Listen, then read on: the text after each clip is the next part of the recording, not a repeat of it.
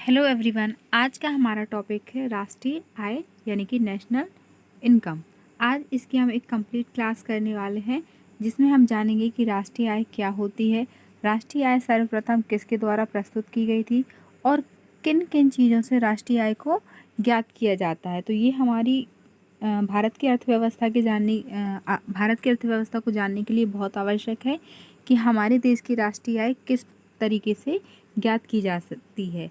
इससे संबंधित विभिन्न प्रश्न NTA-net, MP assistant professor, PGT, TET या फिर इकोनॉमिक्स से जितने भी एग्ज़ाम होते हैं या एसएससी के जो एग्ज़ाम होते हैं उसमें भी राष्ट्रीय आय से संबंधित क्वेश्चन पूछे जाते हैं, क्योंकि इस टॉपिक से हमारे करंट अफेयर के प्रश्न भी बनते हैं। तो एक बार फिर स्वागत है आपका हमारे चैनल पर जिसका नाम है इकोनॉमिक्स बाय सुशीला मैम, जहाँ पर हम पूर्व में पूछे गए प्रश्नों को हल कर रहे हैं। आज का हमारा पहला प्रश्न है, वर्तमान में भारत में जीडीपी के स्थिर कीमतों पर आकलन के लिए किस वर्ष को आधार वर्ष के रूप में प्रयोग किया जाता है। ये सवाल दिसंबर 2020 और जून 2021 में एनटीए-नेट में भी पूछा गया था। तो हमारे ऑप्शन है, पहला 2000 से 2001, 2011 से 2012, 2010 से 2011 और 2015 से 2016। तो ये हमारा ऑप्शन नंबर बी है और ये हमारा ऑप्शन नंबर सी है। तो यहाँ पे हमारा सही जवाब हो जाएगा ऑप्शन नंबर बी, 2011-12। वर्तमान में भारत में जीडीपी के लिए स्थिर कीमतों पर आकलन के लिए 2011-12 वर्ष को आधार वर्ष के रूप में प्राप्त किया जाता है। राष्ट्रीय आय की गणना के लिए वित्तीय वर्ष 1 अप्रैल से 31 मार्च की अवधि ली जाती है। वित्त मंत्रालय चालू मूल्य पर व्यक्त जीडीपी, जिसे हम मौद्रिक जीडीपी भी कहते हैं, अनुमानों को प्रयोग में लाता है। वित्त मंत्रालय जीडीपी के संबंध में आने वाले 2 वर्षों के लिए अपने प्रेक्षण करता है, जिसके आधार पर वह राजकोषीय लक्ष्य निर्धारित करता है। प्रश्न नंबर 2 है, भारत में राष्ट्रीय आय के अनुमान के लिए मूल्य संवर्धित विधि का उपयोग विशेष रूप से किया जाता है। पहला, प्राथमिक क्षेत्र में, दूसरा द्वितीयक क्षेत्र में, तीसरा तृतीयक क्षेत्र में और चौथा द्वितीयक एवं तृतीयक क्षेत्र दोनों में। तो ऑप्शन नंबर ए हमारा यहाँ पे सही हो जाएगा, प्राथमिक क्षेत्र। भारत में राष्ट्रीय आय के अनुमान के लिए मूल्य संवर्धित विधि का प्रयोग विशेष रूप से प्राथमिक क्षेत्र में किया जाता है। भारत में राष्ट्रीय आय के अनुमान के लिए सांख्यिकी संगठन ने अर्थव्यवस्था को 6 क्षेत्रों और 14 उप क्षेत्रों में बांटा हुआ है। अगर हम मुख्य रूप से 6 क्षेत्रों की बात करें तो प्राथमिक, द्वितीयक, परिवहन एवं संचार व्यापार, चौथा है वित्त एवं वास्तविक संपदा, पांचवा है सामुदायिक निजी सेवाएं और छठवा है विदेशी क्षेत्र। इन मुख्य 6 टॉपिकों के अंदर इनके सब टॉपिक दिए गए हैं, जिसमें राष्ट्रीय आय के अनुमानों को विशेष रूप से महत्व दिया जाता है। प्रश्न नंबर 3 है, VKRV राव संबंधित हैं, पहला वित्त आयोग से, दूसरा पंचवर्षीय योजना से, तीसरा राष्ट्रीय आय से और चौथा सभी सत्य है। तो ऑप्शन नंबर सी हमारा सही हो जाएगा, राष्ट्रीय आय से। डॉक्टर VKRV राव राष्ट्रीय आय से संबंधित हैं। उन्होंने सर्वप्रथम राष्ट्रीय आय की वैज्ञानिक गणना की। डॉक्टर राव का राष्ट्रीय आय से संबंधित अनुमान उत्पादन गणना विधि एवं आय गणना विधि के सम्मिलित प्रयोग पर आधारित था। राव ने 1931 से 32 में भारत की प्रति व्यक्ति आय जो है वो 62 रुपये बताई थी। और अगर हम इनमें अन्य तथ्यों की बात करें तो भारत में राष्ट्रीय आय की गणना का सर्वप्रथम श्रेय दादा भाई नौरोजी को जाता है। इन्होंने 1900 चलिए इस प्रश्न को हम आगे आएगा तो देखेंगे। प्रश्न नंबर 4 है, निम्न में से कौन सा दो देशों की आर्थिक स्थिति की तुलना करने के लिए सर्वोत्तम उपकरण है?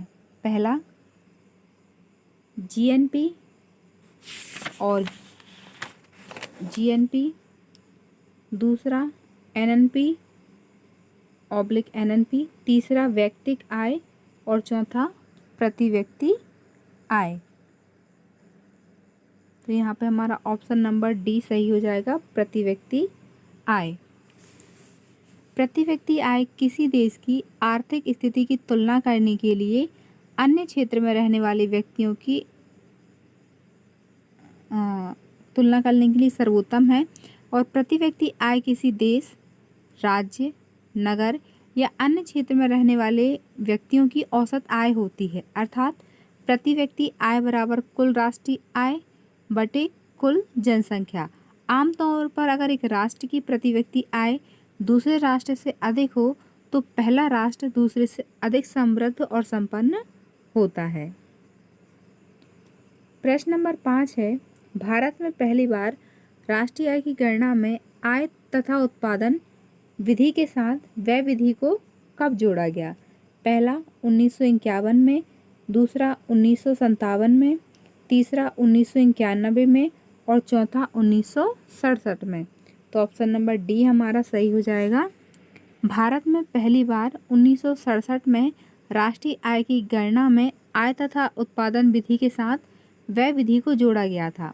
उत्पादन विधि के अंतर्गत प्राथमिक क्षेत्र, द्वितीय क्षेत्र और तृतीय क्षेत्र के योग को लिया जाता है। आय विधि से राष्ट्रीय आय की गणना मजदूरी, वेतन, लगान, ब्याज तथा लाभ के कुल योग द्वारा की जाती है, जबकि व्यय विधि के अंतर्गत उपभोग व्यय, निवेश व्यय, सरकारी व्यय आदि लिए जाते हैं। अगर हम इनको देखें तो जीएनपी बराबर जीएनआई बराबर जीएनई इस तरीके से लिया जाता है। प्रश्न नंबर 6 है, भारत में सकल मूल्य संवर्धन व्यक्त किया जाता है। पहला अर्थव्यवस्था का पूर्ति पक्ष, दूसरा अर्थव्यवस्था का मांग पक्ष, तीसरा ए और बी दोनों और चौथा है इनमें से कोई नहीं।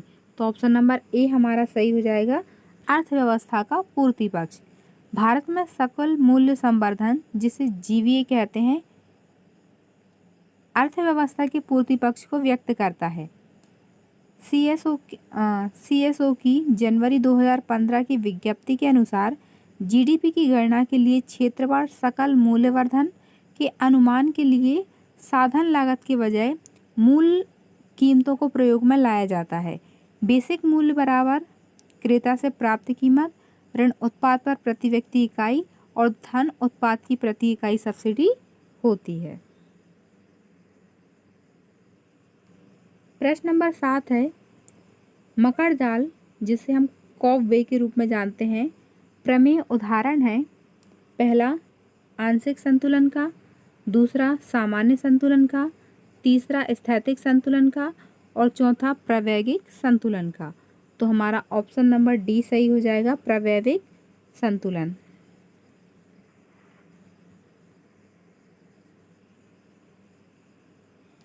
मकर जाल प्रमेय प्रावैगिक संतुलन का उदाहरण है। मकर जाल प्रमेय के प्रतिपादन में पूर्ति फलन में एस टी बराबर एस है और मांग फलन यहाँ पे एस टी इसलिए है क्योंकि ये क्या बता रहा है, सप्लाई को बता रहा है। और यहाँ पे आएगा डी टी बराबर डी, यहाँ पर डिमांड को बताता है यानी कि मांग को बताता है। तो जब पूर्ति और मांग मात्राएं बराबर होती हैं तो बाजार संतुलन एस टी बराबर डी टी बनता है। किसी बाजार में जहाँ उत्पादक की वर्तमान पूर्ति पिछले वर्ष की कीमत की प्रतिक्रिया में होती है तो संतुलन अनेक लगातार अवधियों पर समायोजन की श्रृंखलाओं द्वारा स्थापित हो जाता है।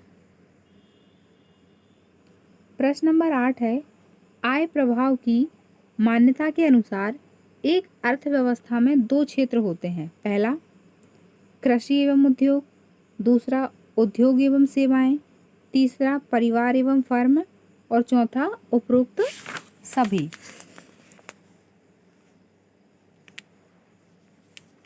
तो यहाँ पे हमारा आंसर हो जाएगा ऑप्शन नंबर सी।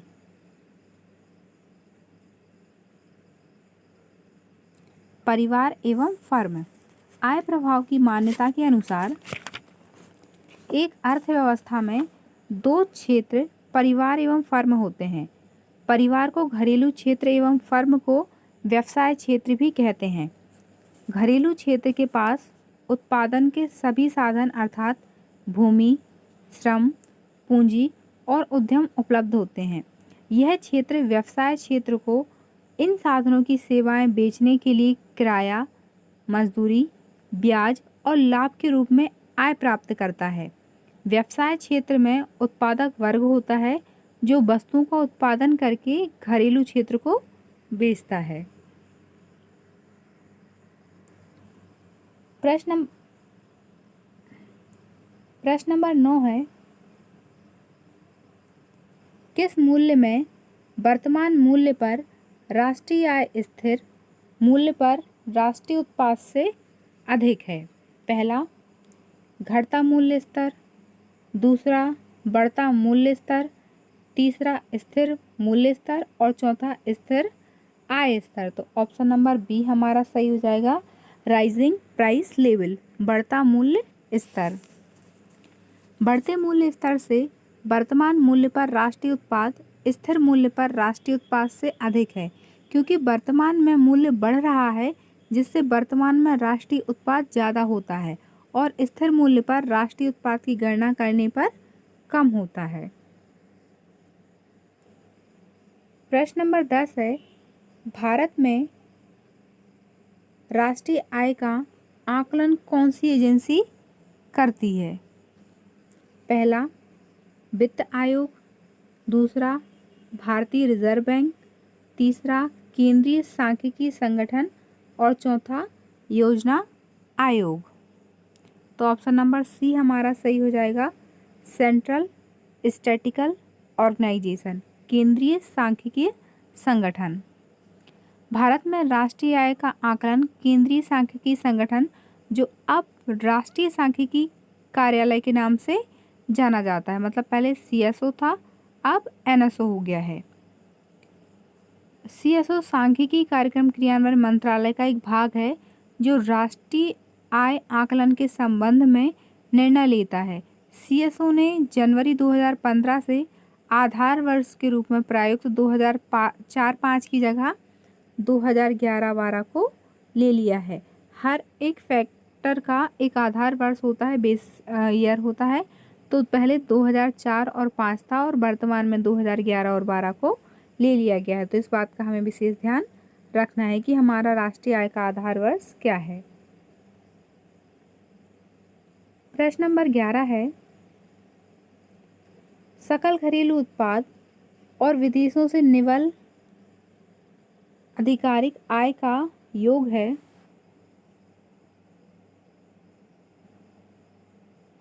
पहला NNP, दूसरा GNP, तीसरा GDP और चौथा NDP। तो यहाँ पे हमारा ऑप्शन नंबर बी सही है, GNP। GNP सकल घरेलू उत्पाद और विदेशी से निवल विदेशी कारक आय योग है। GNP में GNP बराबर GDP प्लस विदेशी आय, विदेश निवेश को लिया जाता है, जिसमें से शुद्ध आय को घटा दिया। विदेशी निवेश से घरेलू निवासियों द्वारा प्राप्त शुद्ध आय ऋण घरेलू निवेश से विदेशी निवासियों द्वारा अर्जित आय। तो यहाँ पे फॉरेन जो इन्वेस्टमेंट है उन सबको भी लिया जाता है। प्रश्न नंबर 12 है, भारतीय अर्थशास्त्रियों में से राष्ट्रीय आय पर बुनियादी कार्य किसने किया? पहला पी.एन. धर, दूसरा प्रोफेसर सैन्यार, तीसरा जगदीश भगवती और चौथा V.K.R.V. राव। तो ऑप्शन नंबर डी हमारा सही हो जाएगा, V.K.R.V. राव। भारतीय अर्थशास्त्रियों में से राष्ट्रीय आय पर बुनियादी कार्य V.K.R.V. राव के द्वारा किया गया था। प्रश्न नंबर 13 है, राष्ट्रीय प्रतिदर्श सर्वेक्षण संगठन की स्थापना कब हुई? हमारे ऑप्शन है, पहला 1951, दूसरा 1950, तीसरा 1949 और चौथा 1953। तो ऑप्शन नंबर बी हमारा सही हो जाएगा, 1950। राष्ट्रीय प्रतिदर्श सर्वेक्षण संगठन की स्थापना वर्ष 1950 में हुई। मई 2019 में एनएसओ तथा सीएसओ को विलय करके राष्ट्रीय सांख्यिकी एनएसओ का गठन किया गया। राष्ट्रीय सांख्यिकी कार्यालय के अध्यक्ष सांख्यिकी और कार्यक्रम क्रियान्वयन मंत्रालय के सचिव होंगे। प्रश्न नंबर 14 है, सामाजिक लेखांकन की अवधारणा किसने दी? पहला कॉल्डोर, दूसरा रॉबिन्सन, तीसरा हिग्स और चौथा स्टोन। तो यहाँ पे हमारा सही जवाब है ऑप्शन नंबर सी, हिग्स। सामाजिक लेखांकन की अवधारणा सर्वप्रथम J.R. हिग्स ने वर्ष 1942 में प्रस्तुत की थी। प्रश्न नंबर 15 है, सकल राष्ट्रीय उत्पाद जिसे हम GNP के नाम से जानते हैं और शुद्ध राष्ट्रीय उत्पाद यानी कि NNP के बीच अंतर है। पहला विदेशों से शुद्ध आय का, दूसरा घिसावट भत्ते का, तीसरा अप्रत्यक्ष व्यापार कर और चौथा सरकारी सब्सिडी। तो ऑप्शन नंबर बी हमारा सही हो जाएगा, घिसावट भत्ते। सकल राष्ट्रीय उत्पाद और शुद्ध राष्ट्रीय उत्पाद के मध्य घिसावट या डिप्रिसिएशन का अंतर होता है। अगर हम इसे सूत्र रूप में देखें तो NNP मार्केट प्राइस पर बराबर GNP, ये भी मार्केट प्राइस होगी। इसमें से क्या घटा दिया जाता है? डिप्रेसिएशन, या हम घिसावट भत्ते जिसे बोलते हैं उसको घटा दिया जाता है, घिसावट भत्ते। और सकल राष्ट्रीय उत्पाद से आशय एक देश के सभी उत्पादन के साधनों द्वारा एक वर्ष में उत्पादित सभी अंतिम वस्तुओं तथा सेवाओं के मूल्य से होता है। इसके अंतर्गत देश के सभी नागरिकों द्वारा उत्पादित आर्थिक उत्पादन को शामिल किया जाता है, चाहे वे नागरिक राष्ट्रीय सीमा के भीतर कार्यरत हों या फिर विदेशों में। प्रश्न नंबर 16 है, निम्नलिखित में से कौन गैर आर्थिक क्रियाकलापों का उदाहरण है? हमें बताना है कि इनमें से कौन है जिनसे किसी भी प्रकार की आय प्राप्त नहीं होती है। तो पहला है, एक अध्यापक स्कूल में पढ़ाता है, दूसरा एक माली बगीचे में काम करता है, तीसरा एक माँ अपने बच्चे को होमवर्क में मदद करती है और चौथा एक डॉक्टर अस्पताल में काम करता है। तो ऑप्शन नंबर सी हमारा सही हो जाएगा, एक माँ अपने बच्चों को होमवर्क में मदद करती है। ये गैर आर्थिक क्रियाकलाप का उदाहरण है। अब हम समझते हैं कि गैर आर्थिक क्रियाकलाप होता क्या है। ऐसे क्रियाकलाप जो स्व उपभोग के लिए किए गए उत्पादन हैं, जैसे गृहिणी द्वारा अपने घर में किए जाने वाला काम, खाना, बर्तन इत्यादि जो भी होते हैं, बच्चों की पढ़ाई कराना, देखभाल करना, मदद करना, ये सारे के सारे गैर आर्थिक में आते हैं, क्योंकि इसके लिए उन्हें आर्थिक भुगतान नहीं किया जाता है।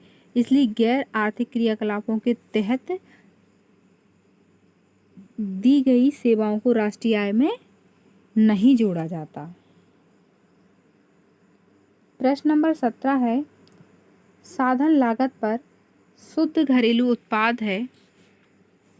पहला, विदेशी शुद्ध साधन आय। दूसरा, राष्ट्रीय आय विदेशों से शुद्ध साधन आय। तीसरा,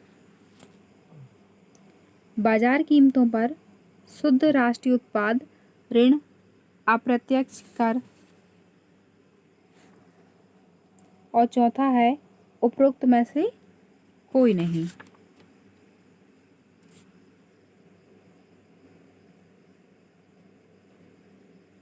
तो ऑप्शन नंबर सी हमारा सही हो जाएगा। बाजार कीमतों पर शुद्ध राष्ट्रीय उत्पाद ऋण अप्रत्यक्ष धन अनुदान।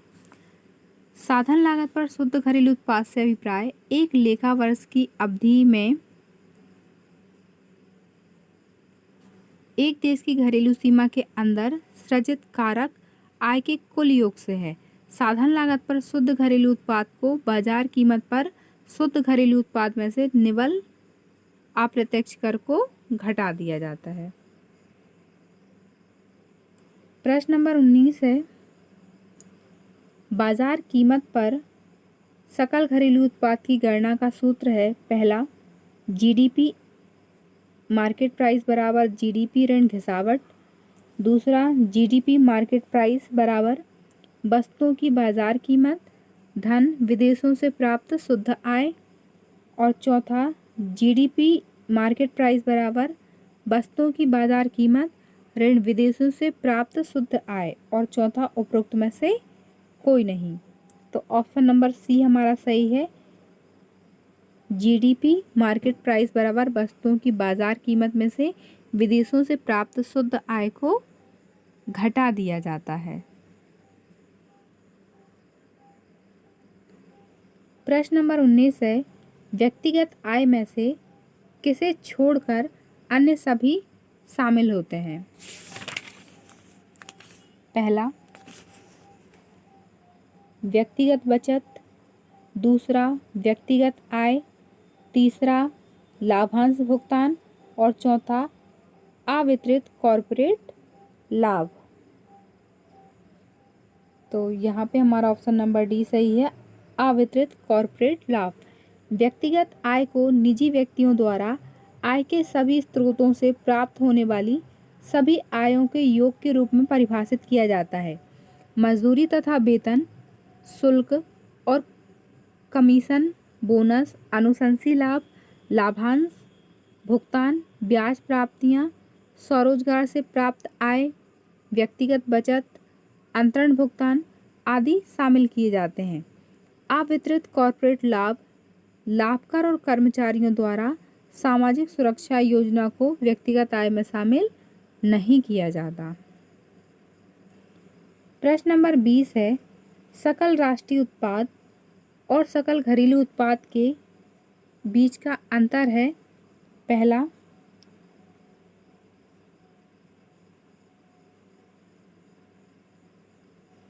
इस प्रश्न को अभी हम पहले भी कर चुके हैं, तो आप सबको इसका आंसर पता ही होगा कि जीएनपी मार्केट प्राइस बराबर GDP market price plus foreign country की आय को लिया जाता है।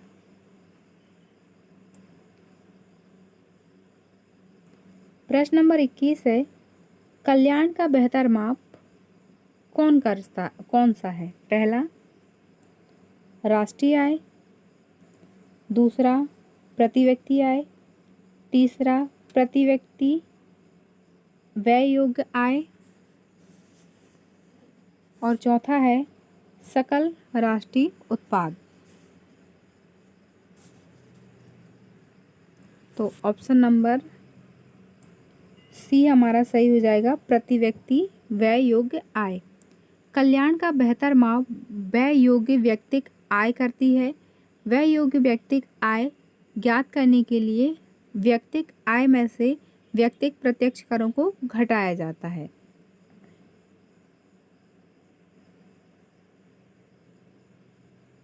प्रश्न नंबर 22 है, एक देश में वास्तविक आर्थिक समृद्धि की दर वार्षिक प्रतिशत समृद्धि का घोतक होता है। पहला, चालू कीमतों पर जीडीपी की समृद्धि दर। दूसरा, चालू कीमतों पर साधन लागत की जीडीपी की समृद्धि दर। तीसरा है स्थिर कीमतों पर साधन लागत की जीडीपी समृद्धि दर। और चौथा है बाजार कीमतों पर जीडीपी समृद्धि दर। तो ऑप्शन नंबर सी हमारा सही हो जाएगा। स्थिर कीमत साधनों पर लागत की जीडीपी समृद्धि दर एक देश में वास्तविक आर्थिक समृद्धि दर का वार्षिक प्रतिशत घोतक करती है। अब अगर इसको हम समझ लें कि जीडीपी फैक्टर कॉस्ट बराबर जीडीपी एमपी मार्केट प्राइस। अब इसमें से अगर हम इनडायरेक्ट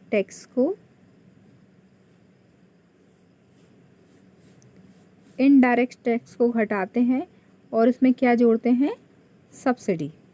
इस तरीके से ये ज्ञात किया जाता है। प्रश्न नंबर 23 है, दोहरी गणना से अभिप्राय है। पहला, उसी वस्तु की गणना में द्रव्यवृत्ति। दूसरा, 2 बार की गई गणना। तीसरा, 2 व्यक्तियों द्वारा की गई गणना। और चौथा, उपरोक्त में से कोई नहीं। तो ऑप्शन नंबर ए हमारा सही हो जाएगा, उसी वस्तु की जब 2 बार गणना की जाती है। दोहरी गणना से अभिप्राय 2 बार की गई गणना से है। इसके फलस्वरूप राष्ट्रीय आय का ठीक अनुमान संभव नहीं है। ऐसा हो सकता है कि एक ही वस्तु की गणना एक बार कच्चे माल के रूप में, कृषि उत्पादन के रूप में की जाए तथा दूसरी बार उसकी गणना निर्मित वस्तु के रूप में कर ली जाए। इसे कपास की गणना एक बार कृषि वस्तु के रूप में तथा दोबारा उसी कपास की गणना उसके द्वारा बने हुए कपड़े के रूप में की जाती है। प्रश्न नंबर 24 है, एक अर्थव्यवस्था में एक वर्ष बाजार मूल्य पर राष्ट्रीय आय समान होती है। पहला, मजदूरी, ब्याज, लगान तथा लाभ को जोड़कर। दूसरा, साधन लागत पर राष्ट्रीय आय में अप्रत्यक्ष कर की रकम जोड़कर। तीसरा, सभी साधनों के भुगतान के जोड़ में अप्रत्यक्ष कर की रकम जोड़कर। तथा एक देश में वस्तुओं तथा सेवाओं के उत्पादन के मूल्य में। तो यहाँ पे ऑप्शन नंबर सी हमारा सही हो जाएगा, सभी साधनों के भुगतान के जोड़ में अप्रत्यक्ष कर की रकम जोड़कर तथा उपादानों की रकम को घटाकर। यहाँ पे भी हमारा सेम सूत्र बन जाएगा कि जीएनपी में हम क्या लेते हैं, मार्केट प्राइस बराबर जीएनपी फैक्टर कॉस्ट। इसमें हम इनडायरेक्ट टैक्स को जोड़ते हैं और क्या करते हैं, सब्सिडी को घटा देते हैं। चलिए, प्रश्न नंबर 25 है, सकल राष्ट्रीय आय को कुल जनसंख्या से भाग देने पर प्राप्त होता है। पहला, प्रति व्यक्ति उत्पाद। दूसरा, प्रति व्यक्ति उपभोग। तीसरा, प्रति व्यक्ति आय। और चौथा है वास्तविक प्रति व्यक्ति आय। तो ऑप्शन नंबर सी हमारा सही हो जाएगा, प्रति व्यक्ति आय। सकल राष्ट्रीय आय की कुल जनसंख्या से भाग देने पर प्रति व्यक्ति आय प्राप्त होती है। यहाँ पे प्रति व्यक्ति लिया जाता है बराबर सकल राष्ट्रीय आय ली जाती है, ऑब्लिक क्या किया जाता है, यहाँ पे जितनी भी कुल जनसंख्या होती है उसको लिया जाता है। प्रश्न नंबर 26 है, साधन लागत पर राष्ट्रीय आय का अर्थ है। पहला,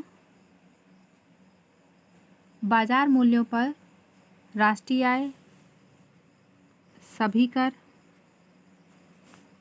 दूसरा, सकल राष्ट्रीय आय घिसावट। तीसरा, बाजार मूल्यों पर राष्ट्रीय आय ऋण अप्रत्यक्ष कर धन अनुदान। और चौथा है उपरोक्त में से कोई नहीं। तो ऑप्शन नंबर सी हमारा सही हो जाएगा, बाजार मूल्यों पर राष्ट्रीय आय ऋण अप्रत्यक्ष कर धन सब्सिडी। साधन लागत पर राष्ट्रीय आय को बाजार मूल्यों पर राष्ट्रीय आय में अनुदान को जोड़कर तथा अप्रत्यक्ष कर को घटाकर प्राप्त किया जाता है। साधन लागत पर राष्ट्रीय आय बराबर बाजार मूल्यों पर राष्ट्रीय आय ऋण अप्रत्यक्ष कर ऋण अनुदान। प्रश्न नंबर 27 है, हरित सकल राष्ट्रीय आय है। पहला, कृषि तथा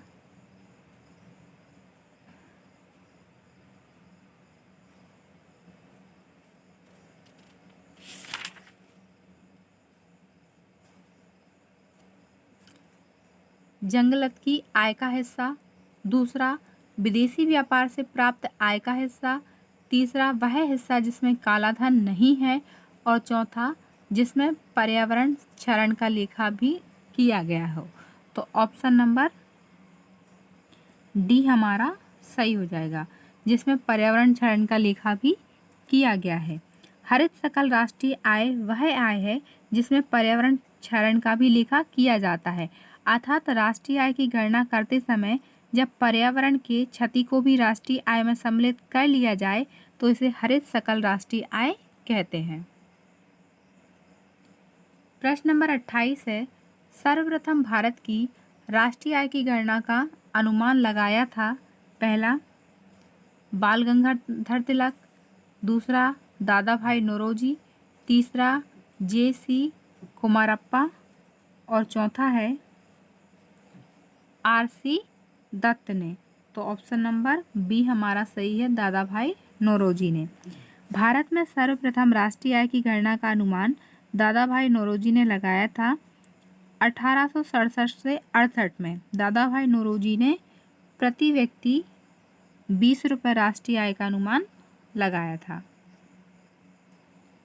प्रश्न नंबर 29 है, GNP और GDP में अंतर है। पहला, सकल विदेशी विनियोग का। दूसरा, शुद्ध विदेशी विनियोग का।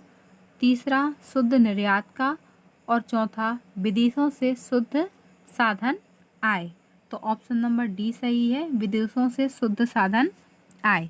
सकल राष्ट्रीय उत्पाद से आशय एक वर्ष की अवधि में एक देश के सामान्य नागरिकों द्वारा देश की घरेलू सीमा के अंदर या बाहर उत्पादित की गई अंतिम वस्तुओं और सेवाओं का मूल्य होता है। जैसे GNP बराबर GDP plus X minus M। किसी वित्तीय वर्ष में एक देश की घरेलू सीमा के अंदर सभी उद्यमियों, चाहे वे निवासी हों या ना हों, के द्वारा की गई सकल मूल्य वृद्धि को सकल घरेलू उत्पाद कहा जाता है। जैसे GDP बराबर C plus I plus G। अतः GNP और GDP में विदेशों से प्राप्त शुद्ध राष्ट्रीय आय होता है। ये हो जाती है हमारी GNP और ये हो जाती है GDP। प्रश्न नंबर 30 है, द्विक्षेत्रीय प्रारूप में आय का चक्रीय प्रवाह प्रदर्शित करता है। पहला, घरेलू तथा व्यापारिक क्षेत्रों के बीच बहाव। दूसरा, घरेलू तथा व्यापारिक क्षेत्रों द्वारा रखी गई मुद्रा की मात्रा। तीसरा, घरेलू तथा व्यापारिक क्षेत्रों द्वारा रखी गई धन की राशि। और चौथा घरेलू तथा व्यापारिक क्षेत्रों द्वारा की गई बचतें। तो ऑप्शन नंबर ए हमारा सही हो जाएगा, घरेलू तथा व्यापारिक क्षेत्रों के बीच बहाव। द्विक्षेत्रीय प्रारूप में आय का चक्रीय प्रभाव घरेलू तथा व्यापारिक क्षेत्रों के बीच होता है, अर्थात इसमें दो क्षेत्र होते हैं, व्यापारिक और घरेलू। घरेलू क्षेत्र के उत्पादन सभी साधनों का मालिक है तथा वहीं व्यापारिक क्षेत्र को इनकी पूर्ति करता है। व्यापारिक क्षेत्र भी सभी प्रकार की वस्तुओं तथा सेवाओं का अकेला उत्पादक होता है।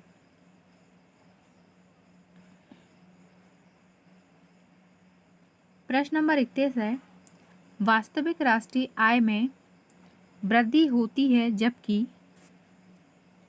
आवश्यक वस्तुओं की कीमतें बढ़ जाती हैं, लोगों की बचतें बढ़ जाती हैं, अर्थव्यवस्था में मुद्रा की पूर्ति बढ़ जाती है और चौथा है अर्थव्यवस्था में कुल उत्पादन बढ़ जाता है। तो ऑप्शन नंबर डी हमारा सही है, अर्थव्यवस्था में कुल उत्पादन बढ़ जाता है तभी वास्तविक राष्ट्रीय आय में वृद्धि होती है।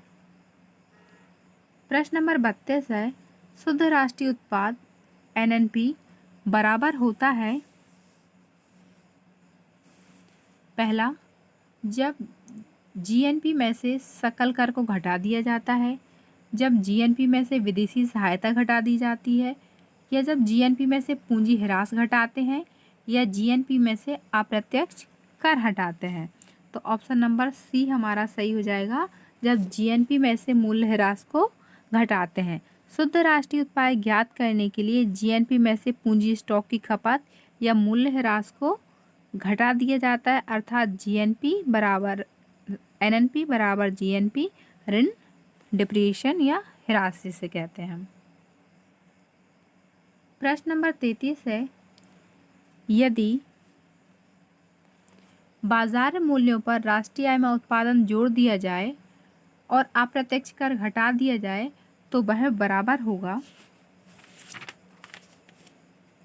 पहला साधन कीमतों पर राष्ट्रीय आय के, दूसरा बाजार मूल्यों पर समग्र घरेलू उत्पाद के, तीसरा बाजार मूल्यों पर शुद्ध राष्ट्रीय उत्पाद के और चौथा उपरोक्त में से किसी पर भी नहीं। तो ऑप्शन नंबर ए हमारा सही हो जाएगा, साधन कीमतों पर राष्ट्रीय आय को। यदि बाजार मूल्यों पर राष्ट्रीय आय में से उपदान जोड़ दिया जाए और अप्रत्यक्ष कर घटा दिया जाए तो वह साधन कीमतों पर राष्ट्रीय आय के बराबर होगा, जिसे हम कैसे ज्ञात करेंगे, जीएनपी फैक्टर कॉस्ट बराबर जीएनपी मार्केट प्राइस ऋण इनडायरेक्ट टैक्स धन सब्सिडी। राष्ट्रीय आय इन सभी को लेके होता है। प्रश्न नंबर 34 है, जब एनएनपी में से सभी प्रकार के व्यक्तिगत करों को और शुद्ध निगम बचत को घटाया जाता है तथा हस्तांतरण आय को जोड़ा जाता है, तब जो राशि मिलती है उसे कहते हैं, पहला व्यक्तिगत बचत, दूसरा व्यक्तिगत आय, तीसरा राष्ट्रीय आय और चौथा व्यय योग्य आय। तो ऑप्शन नंबर डी हमारा सही हो जाएगा, व्यय योग्य आय कहते हैं।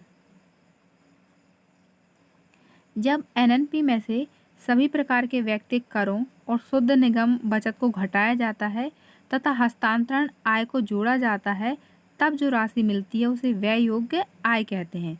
व्यय योग्य व्यक्तिगत आय बराबर व्यक्तिगत आय ऋण व्यक्तिगत प्रत्यक्ष कर। प्रश्न नंबर 35 है, एक देश के राष्ट्रीय उत्पाद और घरेलू उत्पाद के बीच का अंतर निम्न द्वारा निश्चित होता है, पहला शुद्ध अप्रत्यक्ष करों द्वारा, दूसरा विदेशों से शुद्ध साधन आय द्वारा, तीसरा पूंजी के उपभोग द्वारा और चौथा कुल घरेलू कर के द्वारा। तो ऑप्शन नंबर बी हमारा सही है, विदेशों से शुद्ध साधन आय के द्वारा। एक देश के राष्ट्रीय उत्पाद और घरेलू उत्पाद के बीच का अंतर विदेशों से प्राप्त शुद्ध साधन आय द्वारा निश्चित होता है। सकल राष्ट्रीय उत्पाद देश की सीमा के भीतर किसी दी हुई समय अवधि में उत्पादित अंतिम वस्तुओं तथा सेवाओं का कुल मौद्रिक मूल्य होता है। सकल राष्ट्रीय उत्पाद देश के नागरिकों द्वारा किसी दी हुई समयावधि में उत्पादित अंतिम वस्तुओं तथा सेवाओं का मौद्रिक मूल्य होता है, जिसमें देशवासियों द्वारा देश के बाहर उत्पादित वस्तुओं के मूल्य को भी जोड़ा जाता है। जीएनपी बराबर जीडीपी धन एक्सपोर्ट ऋण इंपोर्ट। प्रश्न नंबर 36 है, राष्ट्रीय आय समिति की नियुक्ति कब की गई? पहला 1949 में, दूसरा 1950 में, तीसरा 1951 में और चौथा 1952 में। तो ऑप्शन नंबर ए हमारा सही है, 1949 में। 1949 में पीसी महालनोबिस की अध्यक्षता में राष्ट्रीय आय समिति का गठन किया गया। डीआर गार्डलेक एवं वी राव इसके सदस्य थे। साइमन कुजनेट्स इसके सलाहकार थे। समिति ने अपनी पहली रिपोर्ट 1951 में और अंतिम रिपोर्ट 1954 में प्रस्तुत की थी। प्रश्न नंबर 37 है, गिनी गुणांक का माप है। पहला निवेश की उत्पादकता की, दूसरा पारिवारिक जोत पर घरेलू सदस्यों की अल्प बेरोजगारी की, तीसरा व्यापारिक बैंकों में गौण तथा प्राथमिक जमा के बीच अनुपात की और चौथा आय के वितरण में समानता या असमानता की। तो ऑप्शन नंबर डी हमारा सही है, आय के वितरण में समानता और असमानता की। गिनी गुणांक आय के वितरण में समानता या असमानता की माप करता है। इसका विकास 1912 में इटालियन सांख्यिकी कैरोडो गिनी ने किया। गिनी गुणांक सापेक्ष गरीबी के माप से संबंधित है। यह आय के वितरण की विषमता की माप आय के प्रत्येक युग्म के बीच आय अंतर की माप के आधार पर करता है। गिनी गुणांक का अधिकतम मूल्य 1 तथा न्यूनतम मूल्य 0 के बराबर होता है। प्रश्न नंबर 38 है, राष्ट्रीय आय का सामान्य रूप से अर्थ है। पहला बाजार मूल्य पर शुद्ध राष्ट्रीय उत्पाद, दूसरा बाजार मूल्य पर सकल राष्ट्रीय उत्पाद, तीसरा साधन लागत पर सकल राष्ट्रीय उत्पाद और चौथा साधन लागत पर शुद्ध राष्ट्रीय उत्पाद। तो ऑप्शन नंबर डी हमारा सही हो जाएगा, साधन लागत पर शुद्ध राष्ट्रीय उत्पाद। अतः राष्ट्रीय आय से तात्पर्य अर्थव्यवस्था द्वारा पूरे वर्ष के दौरान उत्पादित अंतिम वस्तुओं व सेवाओं के शुद्ध मूल्य के योग से होता है। इनमें विदेशों से अर्जित शुद्ध आय को भी शामिल किया जाता है। प्रश्न नंबर 39 है, एनडीपी को प्राप्त करने के लिए जीएनपी में से किसको घटाया जाता है? पहला मूल्यह्रास को, दूसरा अप्रत्यक्ष कर को, तीसरा प्रत्यक्ष कर को और चौथा अनुदान को। तो यहाँ पे हमारा सही जवाब हो जाएगा ऑप्शन नंबर ए, मूल्यह्रास को। एनडीपी को प्राप्त करने के लिए जीडीपी में से मूल्यह्रास को घटाया जाता है। सकल घरेलू उत्पाद में मशीन पर उत्पादन क्रिया में होने वाला ह्रास या मशीन द्वारा पूंजीगत वस्तुओं के प्रयोग की लागत सम्मिलित रहती है। मशीन या पूंजीगत वस्तुएं ऐसी अकेली उत्पादन साधन है जिनमें मूल्य में उत्पादन क्रिया के दौरान क्षय होता है। इसलिए हम शुद्ध घरेलू उत्पाद की गणना करते समय जीडीपी में से मूल्यह्रास को घटा देते हैं। प्रश्न नंबर 40 है, निम्न में से कौन सा दोहरी गणना का उदाहरण है? पहला देश में विद्युत का उपयोग, दूसरा एक सीमेंट उद्योग द्वारा विद्युत का उपभोग, तीसरा एक उपभोक्ता को फल का विक्रय, चौथा एक वकील द्वारा अपने मुवक्किल से फीस लेना। तो ऑप्शन नंबर बी हमारा सही हो जाएगा, एक सीमेंट उद्योग द्वारा विद्युत का उपभोग। ये दोहरी गणना का उदाहरण है। दोहरी गणना के अंतर्गत राष्ट्रीय आय में एक ही वस्तु का एक से अधिक बार गणना कर लिया जाता है। जैसे एक बार कच्चे माल के रूप में कृषि उत्पादन तथा दूसरी बार उससे बनी हुई वस्तु की गणना कर ली जाती है। प्रश्न नंबर 41 है, यदि बाजार मूल्यों पर राष्ट्रीय आय में परिदान जोड़ दिया जाए और अप्रत्यक्ष कर घटा दिया जाए तो वह राशि क्या होगी? ऑप्शन है, पहला साधन कीमतों पर राष्ट्रीय आय के, दूसरा बाजार मूल्यों पर समग्र घरेलू उत्पाद के, तीसरा बाजार मूल्यों पर शुद्ध राष्ट्रीय उत्पाद के और चौथा व्यक्तिक आय के। तो ऑप्शन नंबर ए हमारा सही हो जाएगा, साधन कीमतों पर राष्ट्रीय आय के। यदि बाजार मूल्यों पर राष्ट्रीय आय में परिदान जोड़ दिया जाए और अप्रत्यक्ष कर घटा दिया जाए तो वह राशि साधन कीमतों पर राष्ट्रीय आय के बराबर होगी, जिसे सूत्र रूप में NI फैक्टर कॉस्ट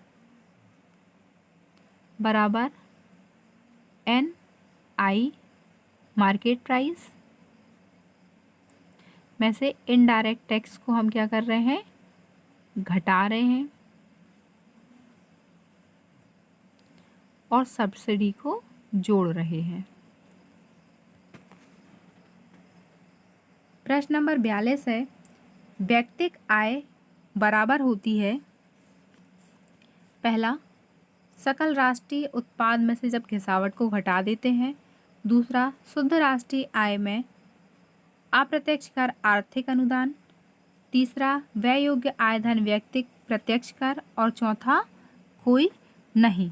तो ऑप्शन नंबर सी हमारा सही हो जाएगा, व्यय योग्य आय धन व्यक्तिक प्रत्यक्ष कर। व्यक्तिगत आय व्यक्ति द्वारा सभी स्रोतों से प्राप्त होने वाली आय से है। इसके अंतर्गत सरकार द्वारा निजी क्षेत्र में लगाए जाने वाले निगम कर तथा कंपनी द्वारा रख ली गई आय तथा वितरित की गई आय को सम्मिलित नहीं किया जाता, क्योंकि ये व्यक्तियों द्वारा प्राप्त नहीं की जाती है। व्यक्तिगत आय बराबर निजी आय में से निगम कर को और कंपनी का अवितरित लाभांश इत्यादि होता है।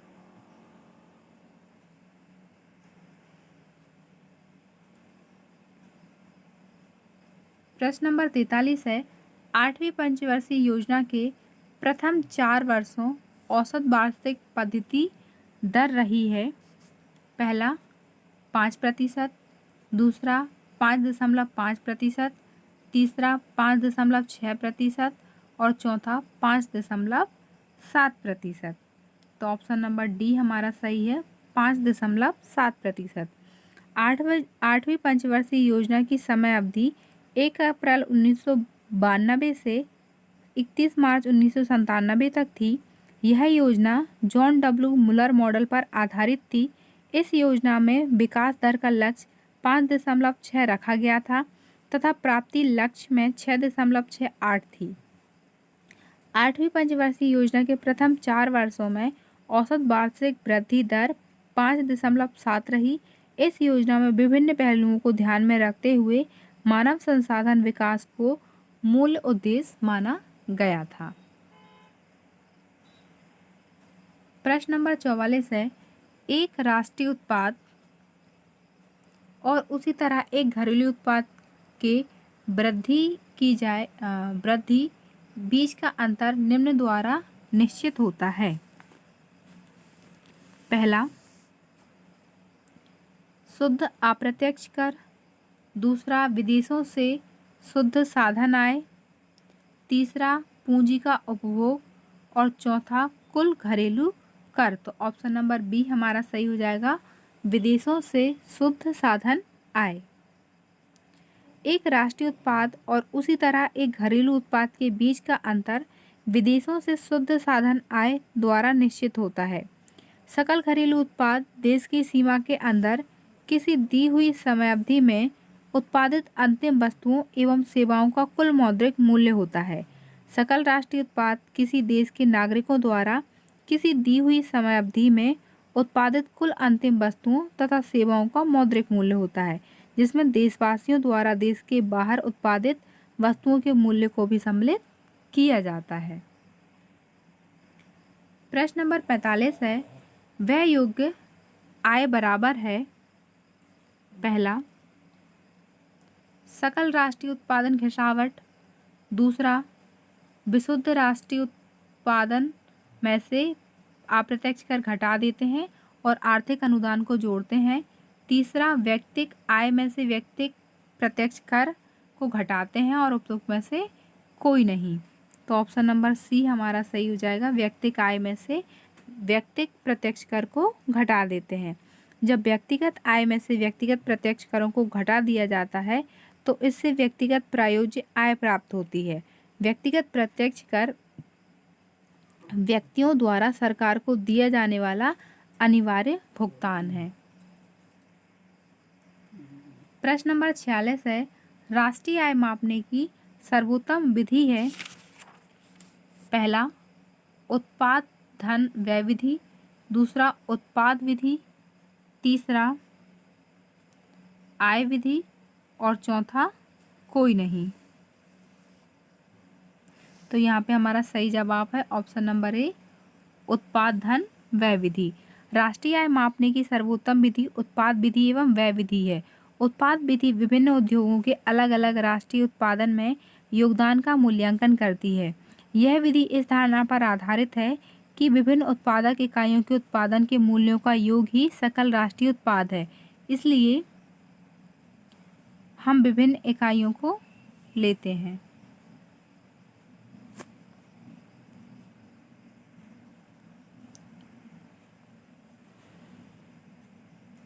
प्रश्न नंबर 47 है, राष्ट्रीय आय की गणना होती है। पहला, प्रचलित कीमतों पर। दूसरा, प्रचलित एवं स्थिर दोनों कीमतों पर। तीसरा, स्थिर कीमतों पर। और चौथा, मूल्य अनुपातों पर। तो ऑप्शन नंबर बी हमारा सही हो जाएगा, प्रचलित एवं स्थिर कीमतों पर। राष्ट्रीय आय की गणना प्रचलित एवं स्थिर कीमतों पर चालू कीमत क्या कहलाती है? चालू कीमत पर राष्ट्रीय आय की गणना के अंतर्गत एक दिए गए वर्ष के उत्पादों को उसी वर्ष की कीमतों के आधार पर मापा जाता है। इस माप में कीमतों के उतार चढ़ाव सम्मिलित रहते हैं, जिससे यह राष्ट्रीय आय की वास्तविक माप नहीं करता है।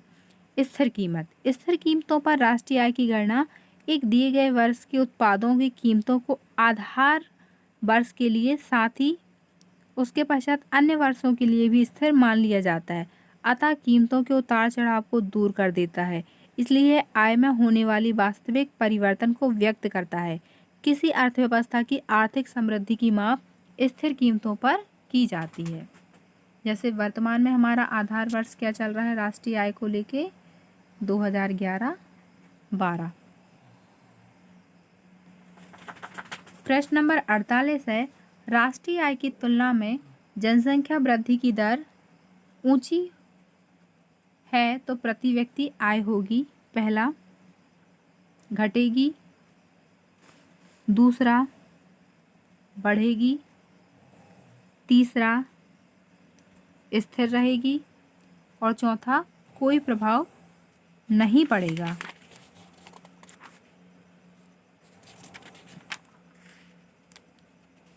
यहाँ पे ऑप्शन नंबर ए हमारा सही हो जाएगा कि घटेगी। राष्ट्रीय आय की तुलना में जनसंख्या वृद्धि की दर ऊंची होती है तो प्रति व्यक्ति आय घटेगी, क्योंकि प्रति व्यक्ति आय बराबर राष्ट्रीय आय बटे कुल जनसंख्या होता है। प्रश्न नंबर 49 है, साइमन कुजनेट्स के अनुसार राष्ट्रीय आय मापने की विधि है। पहला, 2, दूसरा 3, तीसरा 4 और चौथा 5। तो ऑप्शन नंबर बी हमारा सही हो जाएगा 3। साइमन कुजनेट्स के अनुसार राष्ट्रीय आय को मापने की 3 विधि हैं। पहला, उत्पादन गणना विधि। दूसरा, आय गणना विधि। और तीसरा, व्यय विधि। प्रश्न नंबर 50 है, प्रोफेसर फिशर ने राष्ट्रीय आय की माप में उत्पादन के स्थान पर किसको सम्मिलित किया है? पहला, उपभोग। दूसरा, विनिमय। तीसरा, वितरण। और चौथा, ये सभी। तो ऑप्शन नंबर ए हमारा सही हो जाएगा, उपभोग। फिशर उपभोग को राष्ट्रीय आय का आधार मानते हैं, जबकि मार्शल और पीगू उत्पादन को। फिशर के अनुसार राष्ट्रीय लाभांश अथवा आय में केवल अंतिम उपभोक्ताओं द्वारा प्राप्त सेवाएं सम्मिलित होती हैं, चाहे वे भौतिक या मानवीय वातावरण से प्राप्त हों। फिशर की परिभाषा से उचित आर्थिक कल्याण का बोध होता है। आर्थिक कल्याण उपभोग पर निर्भर करता है और हमारे जीवन स्तर का भी घोतक उपभोग ही होता है। प्रश्न नंबर 51 है, राष्ट्रीय ऋण पर देय ब्याज सम्मिलित होता है। पहला जीएनपी में, दूसरा एनएनपी में, तीसरा व्यक्तिगत आय में और चौथा राष्ट्रीय आय में। तो यहाँ पे हमारा ऑप्शन नंबर सी व्यक्तिगत आय में। व्यक्तिगत आय किसी देश में एक वर्ष में निजी व्यक्तियों द्वारा प्रत्यक्ष करों को देने से पहले सभी स्रोतों से प्राप्त आय होती है। व्यक्तिगत आय को प्राप्त करने के लिए राष्ट्रीय आय में से अवितरित निगम लाभ, लाभ कर और कर्मचारियों का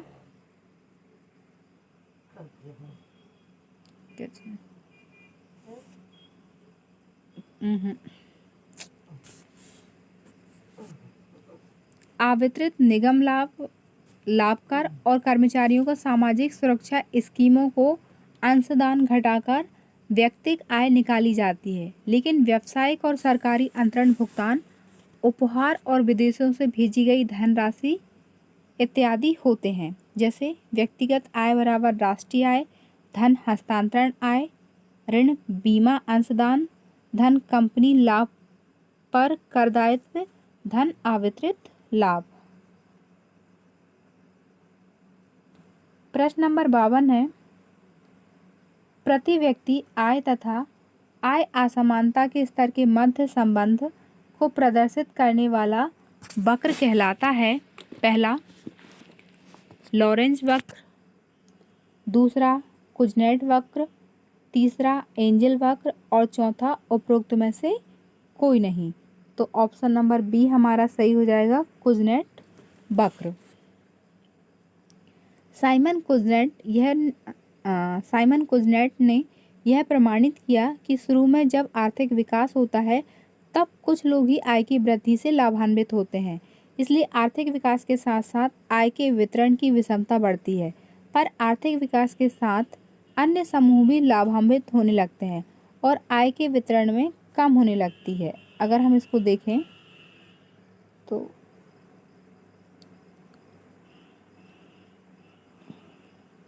यहाँ पे हम एक वक्र बनाते हैं, ये हमारा ओ अक्ष बनेगा। अब यहाँ पर कोई भी वक्र यहाँ से स्टार्ट होता है इस तरीके से, ठीक है। इसको थोड़ा बढ़ा लेते हैं।